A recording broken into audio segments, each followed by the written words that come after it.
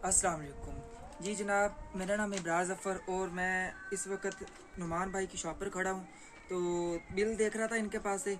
इन बेचारों का बिल आया है 308 यूनिट। ये देखिए 308 यूनिट। अब इसका असल जो बिल बन रहा है 9,000 समथिंग बन रहा है।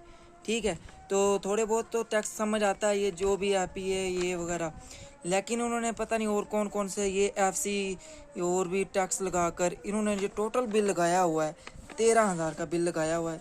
ये आप देख सकते हैं 13,000 का बिल जो लगा हुआ है इधर। तो मैं कह रहा हूँ कि देखें, आज के गरीब आवाम के लिए ये सब कुछ मैनेज करना बहुत मुश्किल होता है। ये 13,000 का बिल है और इस बेचारे भाई का क्या कसूर है जो ये दुकान करियाने को चला रहा है। ठीक है, इस करियाने की दुकान से ज़्यादा कितना मंथली ये कमा सकता होगा, ये देखें। ठीक है, तो भाई भी बता रहे हैं रेंट की इनका मतलब कि इनका मकान है रेंट का। ठीक है, तो पूछते हैं इस भाई से इनकी क्या सूरत हाल है।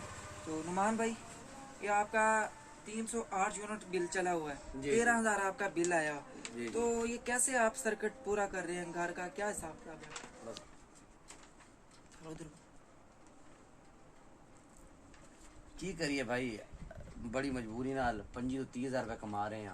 अच्छा ये छोटी जी दुकान है, घर का खराजात जी है, जी दवाई वगैरह लैनी, रोटी दाना मुल दा, जी हर जी शय मुल दी है।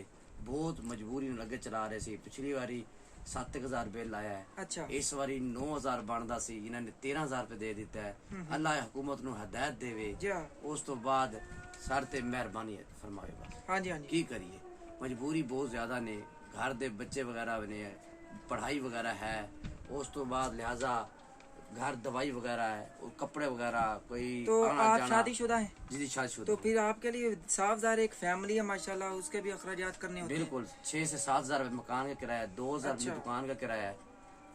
बहुत ही तो अब देखें मजबूरी भाई से। का 25 से 30,000 बेचारे का जो मंथली इनकम है उसमें से ये उन्होंने बिल भी अदा करना होता है और फिर इन्होंने अपने घर के भी अखराजात पूरे करने होते हैं।